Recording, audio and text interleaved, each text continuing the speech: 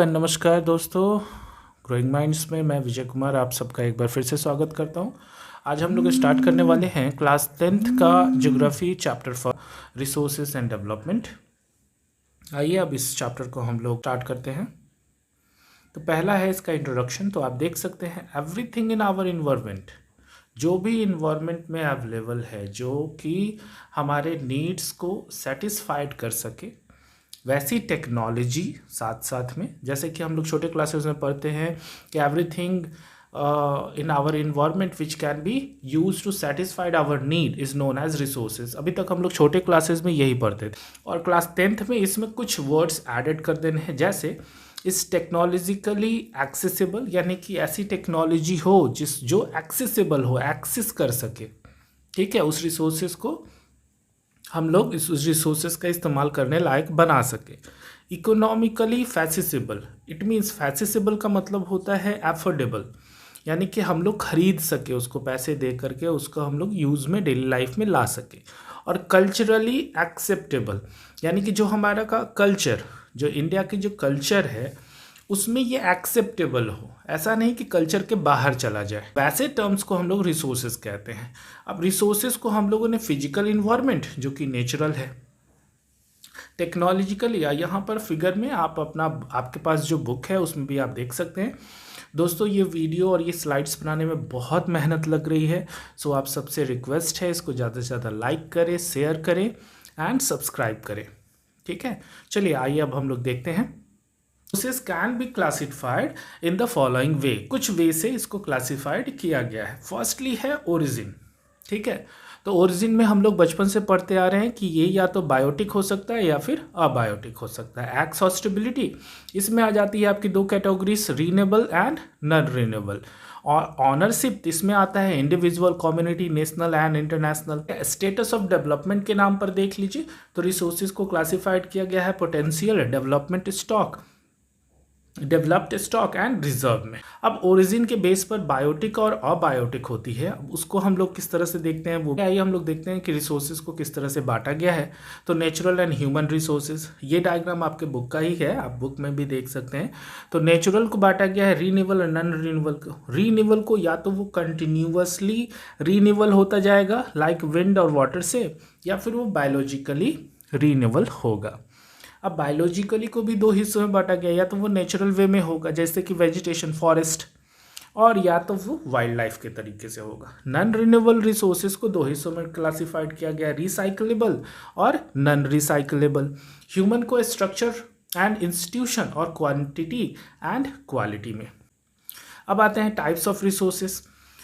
तो दो टाइप के मेनली रिसोर्सेज के टाइप होते हैं in the basis of origin में। पहला है बायोटिक। तो बायोटिक आप जानते हैं, all living things is known as biotic, plants, species, human beings. Abiotic और non living things is known as abiotic, water, minerals, metal, wind and solar energy.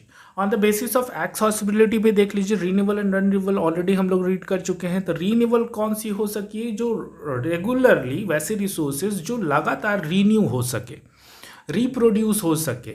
By which method, तो वो physically method हो सकती है, chemical या फिर mechanical process से वो हो सकती है, ठीक है। अब इसके एग्जांपल क्या हो जाएंगे, solar and wind energy, water, forest, wild life, ठीक है। ये सारे के सारे नेचुरली अपने आप ही रिन्यू होते जाते हैं। नॉन रिन्यूएबल रिसोर्सेज में देख लीजिए, ठीक है, लॉन्ग जियोलॉजिकल टाइम इसमें लगती है, ठीक है, मिलियंस ऑफ ईयर्स लग जाती हैं नॉन रिन्यूएबल रिसोर्सेज को बनने में। अब इसके एग्जांपल हो जाते हैं मिनरल्स एंड फॉसिल फ्यूल्स, बहुत ही लॉन्ग टाइम लगता है, ठीक है, मिनरल्स एंड फॉसिल फ्यूल्स को बनने में। आते हैं on the basis of ownership, तो इसमें आता है individual, community, national and international. अब इंडिविजुअल में देख लीजिए, जो प्राइवेटली हो, प्राइवेटली ऑन्ड हो, एक इंडिविजुअल का हो, ठीक है, लाइक किसी का प्लॉट हो, किसी का घर हो, कोई प्रॉपर्टी हो, ठीक है, plantation, pastures, land, ponds, water, wells, इन सब इसके एग्जाम्पल हो जाते हैं। कम्युनिटी ऑन रिसोर्सेज जो होते हैं वो एक्सेसिबल होते हैं all members of the community, community के सारे मेंबर्स उसमें एक्सेसिबल कर सकते हैं, एक्सेस कर सकते हैं, जैसे grazing grounds, burial grounds, public parks, picnic spots, play grounds, etc। National resources देख लीजिए, जो ऑन करे नेशन या कंट्री, जैसे कि जितने भी सारे minerals, water resources, forest, wild life, land with in the political boundaries, oceanic areas like 12 nautical miles जो कि 22.2 किलोमीटर होता है, ये सारे के सारे चीज नेशनल रिसोर्सेज में आते हैं। टेक्निकली आप ये भी समझ लो कि नेशनल रिसोर्सेज जितने भी चीज आप देख रहे हो किसी भी नेशन के अंदर, वो नेशनल रिसोर्सेज है। कुछ एग्जाम्पल आ जाते हैं इसमें, रोड्स, कैनल, रेलवे, etc। अब आते हैं इंटरनेशनल रिसोर्सेज। तो ये क्या होता है, इंटरनेशनल इंस्टीट्यूशन पर डिपेंड करता है। लाइक ओशियनिक रिसोर्सेज देख लीजिए, जो भी हमारे 200 नॉटिकल माइल से ऊपर होंगे वो सारे के सारे हमारे एक्सक्लूसिव इकोनॉमिक जोन में आएंगे। जैसे कि हमारा ओपन ओशियन, कोई भी open ocean, and no individual country can utilise these without the concurrence of international institution. Without permission के आप इसमें कोई एक्सेसिबल नहीं कर सकते हैं। अगर आप 200 किलोमीटर के बाद, 200 नॉटिकल माइल्स के बाद अगर आप उसके आगे पहुंच जाते हैं, इट मीन्स आप दूसरे कंट्री में चले गए, तो उस कंट्री के रूल्स एंड रेगुलेशंस आ जाते हैं। अब आते हैं on the basis of status, development potential and developed stock and reserves. Potential resources देख लीजिए, which are found in the region but have not been utilise.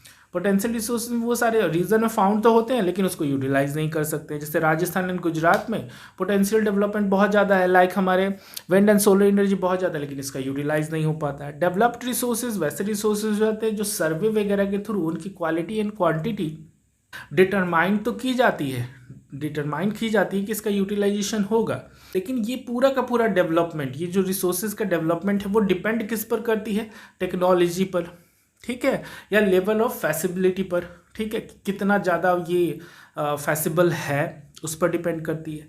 Minerals in environment which have potential to satisfy human needs but human beings don't have appropriate technology to access this, ठीक है, ऐसा technology ही नहीं है जो accessible हो। Like अगर water H2O की बात हम लोग करते हैं, ठीक है, तो इसमें हाइड्रोजन भी होती है, ऑक्सीजन भी होती है। अब हम लोग इलेक्ट्रोलाइसिस की प्रोसेस से हम लोग हाइड्रोजन और ऑक्सीजन को अलग तो कर सकते हैं, लेकिन ऐसा कोई प्रोसेस नहीं है कि हाइड्रोजन और ऑक्सीजन को दोनों को मिला के वाटर बना ले, ठीक है। अब रिजर्व्स देख लीजिए, ठीक है, इसको भी एज अ स्टॉक का ही तरीका है, ये भी एक स्टॉक करने का ही तरीका है। इसमें टेक्नोलॉजी को जाना जा सकता है, ये एक्सेसिबल है, लेकिन इसको लोग एक्सेस नहीं करते हैं ताकि ये फ्यूचर टाइम में इसकी जो भी रिक्वायरमेंट होगी वो फ्यूचर में ये एक्सेसिबल हो सके। जैसे वाटर डैम्स, फॉरेस्ट, ठीक है, ये सारे के सारे। अब रिसोर्सेज जो हैं, ह्यूमन बीइंग्स बहुत ज़्यादा, ह्यूमन लोग जो है इसका इस्तेमाल करते हैं, और बहुत ज़्यादा इस्तेमाल होने की वजह से रिसोर्सेज ऐसा तो नहीं है कि एकदम प्लेंटी है जो कभी ख़त्म ही नहीं होगी। तो इससे इफ़ेक्ट क्या पड़ेगा हमारे सोसाइटी में, इसका इस्तेमाल किस तरह से हो रहा है वो देखते हैं। पहला देख लीजिए, ठीक है, कि कुछ ही जो इंडिविजुअल है वो बहुत ज़्यादा ग्रीडी हैं, ठीक है, जिनके कारण रिसोर्सेज घटता जा रहा है, ठीक है। सारे रिसोर्सेज जो हैं वो कुछ ही हैंड में गए हैं, ठीक है, सोसाइटी का कुछ सेगमेंट्स में गया है। इस वजह से पूरा सोसाइटी 2 सेगमेंट में डिवाइड हो गया, या तो ये पुअर सेक्शन होगा या तो ये रिच सेगमेंट होगा। अब देख लीजिए, ग्लोबल इकोलॉजिकल क्राइसिस भी इससे आने लगी है, ज़्यादा एक्सेसिव यूज़ की वजह से। इस वजह से हमारा global warming, ozone layer depletion, environment pollution and land degradation, ये सारे के सारे प्रॉब्लम्स हम लोग के पास आ रही हैं। अब आते हैं दोस्तों, अब हम लोग देखते हैं सस्टेनेबल इकोनॉमिक डेवलपमेंट का मतलब क्या होता है। तो इसका मतलब होता है development should take place without damaging the environment, ठीक है। अब डेवलपमेंट तो आप करो, लेकिन वैसे डेवलपमेंट ना करो जिससे हमारे इन्वायरमेंट जो होगा वो पूरी तरह से डैमेज हो जाए, या फिर ऐसा कुछ मत करो जिससे हमारा फ्यूचर जनरेशन जो है उनको किसी तरीके से इन्वायरमेंट को लेकर के कॉम्प्रोमाइज़ करना पड़े। पहला है checking the marking and resources all over the states, this makes us use the mapping. ये एक तरह से मैप बना लेना कि कहाँ क्वालिटी है, कितने क्वांटिटी में है, एक करेंट अमाउंट ऑफ रिसोर्सेज को तैयार कर लेना। सेकंड इसका दिया है कि प्लानिंग स्ट्रक्चर जब डन हो जाए तो एक करेक्ट टेक्नोलॉजी और स्किल्स, ठीक है, एक कॉलेज सेटअप करना ताकि इस प्लानिंग को, इस प्लान्स को, इस रिसोर्सेज को और भी लॉन्ग टाइम तक इसका इस्तेमाल धीरे धीरे किया जा सके। अब आते हैं land resources. Land is a natural environment at the most important माना जाता है रिसोर्सेज। अब इसमें क्या होता है, प्योर वेजिटेशन होती है, लाइक हमारा wild life, human life, economic activities and transportation and communication system. Land जो है वो लिमिटेड साइज है, we should use them correctly, limited है। अब जैसे कि आज़ादी से बाद हम लोग का 3.28 मिलियन स्क्वायर किलोमीटर हमारा पूरा लैंड फॉर्म था, तो ऐसा थोड़ी है कि वो बढ़ा, वो तो उतना ही कि उतना ही है। ठीक है, लैंड रिसोर्सेज इंडिया में देख लीजिए 43% लैंड जो है वो एम्प्टी है, मैसिव स्पेस है एग्रीकल्चर एंड इंडस्ट्रीज के लिए। 30% ऑफ द कंट्रीज का टोटल एरिया जो है वो हिली एरियाज है, या वाटर फ्लो, रिवर्स वगैरह, ये इकोलॉजिकल एक्सपेक्ट आइटम्स उसमें आ जाते हैं। 27% ऐसा हिस्सा है कंट्री का जो सेंट्रल स्टेट में आता है, will provide us with the rich minerals, fossil fuels and forest.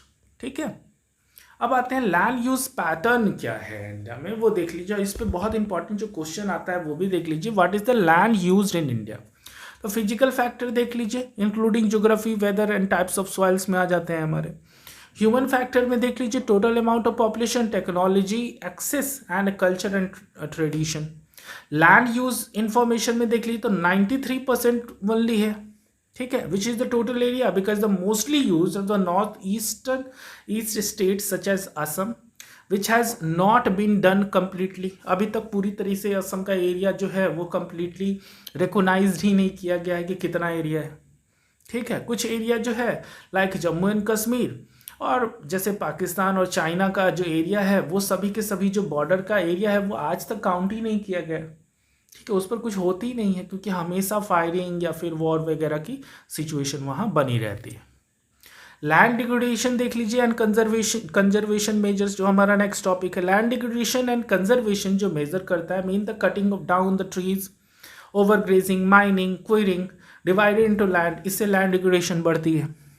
The measure to control the land degradation, अब इसको किस तरह से कंट्रोल किया जा सकता है, तो पहला है फॉरेस्ट्री के through. Planting in the shelters of plants have limits the overgrazing, steady by the growing done in the thorny brushes, systematic management of the wasteland and control the mining activities। ये सारे के सारे हमारे points हैं जो अगर examination में आपसे क्वेश्चन पूछता भी है, जो कि जितने भी क्वेश्चंस हैं दोस्तों वो सारे के सारे फ्लैश हो रहे हैं, आप देख सकते हो, आप लिख सकते हो। और जब ये पूरी वीडियो आप सुन लो, पढ़ लो, उसके बाद इस क्वेश्चन का आंसर देने की भी कोशिश करो। और हमारे जो डिस्क्रिप्शन है उसमें भी सारे इंपॉर्टेंट क्वेश्चंस हैं, आप देख सकते हो, लिख सकते हो, आंसर भी भेज सकते हो। ज़रूरत पड़ी तो मैं आंसर आपका करेक्ट करके भी भेज सकता हूँ। सॉइल एज अ रिसोर्सेज देख लीजिए, अब उसके बाद का टॉपिक है, मीन्स की सॉइल होता क्या है, what is soil. Soil is essential to use the natural resources, it is a small plant growth and it also help the various types of living organism on the earth. ये आ जाता है हमारा soil. ठीक है, अब soil के classification देख लीजिए, को सॉइल को किस तरह के से क्लासिफिकेशन किया गया है। तो बहुत सारे फॉर्मेशन होते हैं सॉइल के, और सॉइल को पहचानना किससे है, तो उसके कलर से, थिकनेस से, टेक्सचर से, एज से। ठीक है, कुछ केमिकल भी ऐसे आते हैं और फिजिकल आइडियाज भी हैं जिससे सॉइल को डिवाइड किया गया है। तो पहला जो डिवीजन इसका आता है एल्युवल सॉइल। ठीक है, एल्युवल सॉइल देख लीजिए, क्लास 10 सीबीएसई बोर्ड के लिए बहुत इंपॉर्टेंट है। Alluvial soil have come from the plains that are made from alluvial soils। ठीक है, ईस्टर्न कोस्टल एरिया में फाउंड अप होती है। इसमें ज़्यादातर कौन कौन सी रिवर्स आती हैं या फिर बेसिन्स आ जाती हैं, तो महानदी, गोदावरी, कृष्णा एंड कावेरी रिवर्स आ जाती हैं। बहुत हेल्दी सॉइल होती हैं और बहुत ज़्यादा ये सूटेबल होती हैं एग्रीकल्चर के लिए। एल्युवियल सॉइल जो होती है मोर कल्टिवेटेड एंड मोर पॉपुलेटेड होती हैं। ठीक है, क्योंकि जहाँ कल्टीवेशन ज़्यादा होगा वहाँ पॉपुलेशन भी ज़्यादा होगी।